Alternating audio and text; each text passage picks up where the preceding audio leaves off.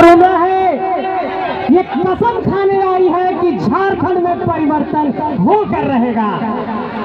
और इस डुमरी के इलाके से एक आवाज जाएगी कि जब झारखंड के इस तमाम इलाकों में जब कोई जीत का घुंघरू बजेगा तो इसी डुमरू से बजेगा।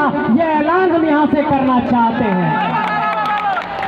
और जिस भाई के नाम में जय और राम जुड़ा हुआ है वहां पर सिर्फ विजय मिलती है, पराजय की कोई बात नहीं होती है। इसलिए इस बात को समझिए कि यहाँ पर अगर आज हम लोग ये संकल्प लेने वाले हैं और 16 तारीख को भी हजारीबाग के गांधी मैदान में हम लोगों ने बदलाव संकल्प महासभा के माध्यम से ये ऐलान करके पूरे झारखंड को दिखा दिया कि महाधिवेशन के बाद भी हमारा जोश कम नहीं हुआ है। चाहे पानी पड़े, चाहे पत्थर पड़े, चाहे आसमान पर सभा करना पड़े, चाहे पर्वत की सीमाओं पर करना पड़े, ये जेबी केसेस का जो हौसला है वो कम नहीं होने वाला है।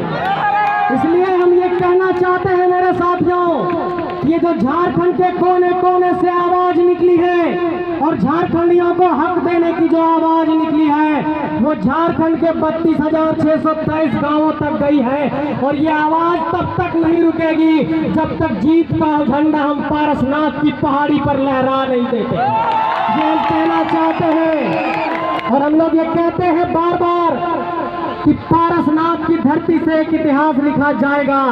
और इसी पारसनाथ की धरती से, तोपचाची की धरती से, मानकांड की धरती से झारखंड की धरती में एक हीरा निकला है। लेकिन इस बात को समझना होगा कि इस हीरे को संवारना होगा और सजाना होगा, क्योंकि यहाँ की धरती में हमारे पास काला हीरा भी है, हमारे पास बॉक्साइट भी है, हमारे पास यूरेनियम भी है, और भी जितने प्राकृतिक संसाधन के हीरे हैं उसे बाहर के लोग लूट रहे हैं। इसलिए मान तान के इस हीरे को सब लोगों को सजाना और संवारना है और बचाना है। ये मैं कहना चाहता हूं मेरे साथियों।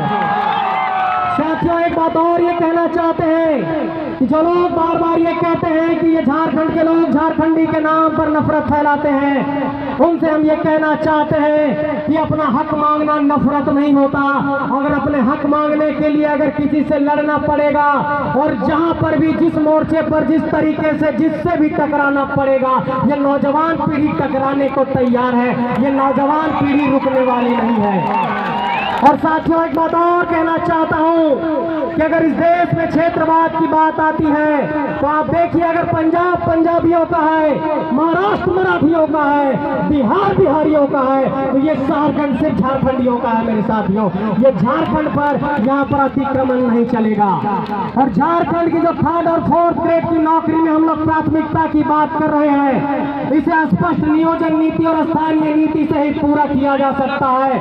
और जब तक यहाँ की राजनीतिक सत्ता यहाँ के कानूनों को नहीं बनाएगी तब तक ये आंदोलन चलता रहेगा।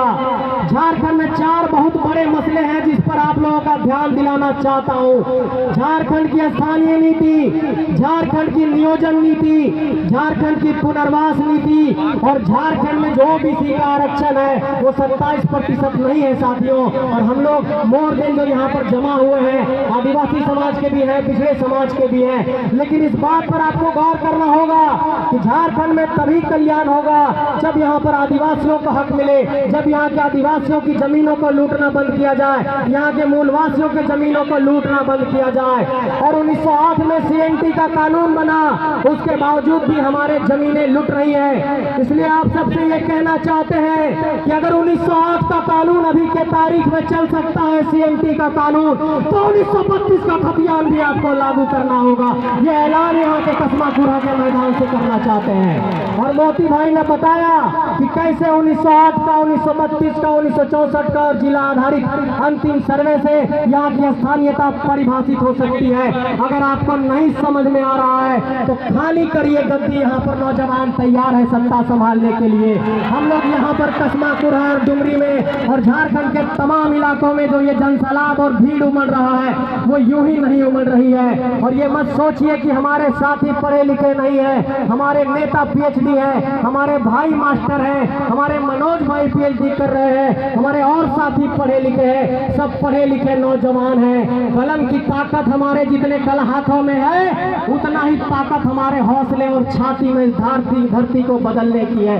ये कहना चाहता हूँ मेरे साथियों। अंत में एक बात और कहना चाहूंगा कि झारखंड में 23 सालों के बाद पहली ऐसी कोई क्रांति हुई है, पहला ऐसा कोई उलगुलान और आंदोलन हुआ है जो झारखंड के सभी इलाकों में पहुंचा है। चाहे वो संथाल की बात हो, चाहे पलामू की बात हो, चाहे कोल्हान की बात हो, चाहे उत्तरी छोटा नागपुर प्रमंडल की बात हो, चाहे दक्षिणी छोटा नागपुर प्रमंडल की बात हो।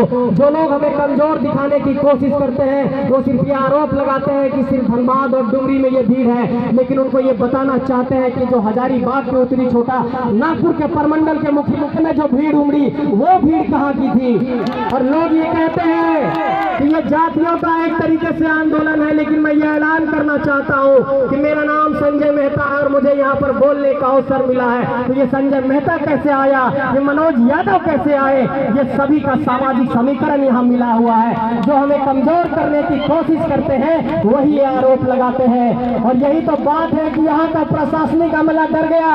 रात में यहाँ के एसडीएम एक ऑर्डर निकालते हैं कि कार्यक्रम नहीं करने देंगे। कागज में नोटिस निकालने से कुछ नहीं होगा। ये हौसला आसमान पर निकल चुका है, हम लोग रुकने वाले नहीं है।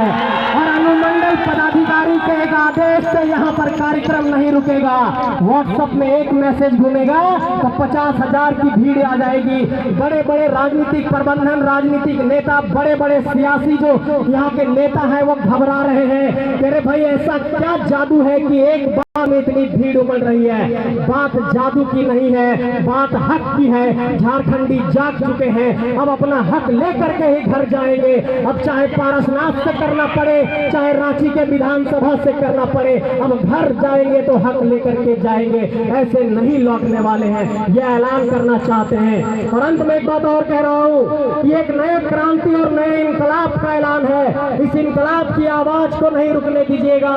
और विनोद बाबू ने नारा दिया था कि पढ़ो और लड़ो, पढ़ते भी रहना है और लड़ते भी रहना है। लड़ने का ये हौसला कम नहीं होना चाहिए, लड़ने का ये जज्बा जारी रहना चाहिए। और ये कहना चाहते हैं कि इस लड़ाई में अगर आप लोग अपने जमीन से प्यार करते हैं, अपने जमीन से मोहब्बत है, अपने पहाड़ से मोहब्बत है, अपने घर गांव के लोगों से मोहब्बत है, और जो मेरी माँ बहन आई है आप लोगों से कहना चाहते हैं कि अगर अपन छुआ पुता बच्चा से अगर प्यार हो, और देखिए माँ गोदी में बच्चे को धूप में लेकर के खड़ी है, इन बच्चों के भविष्य के लिए हम लोगों को लड़ना है।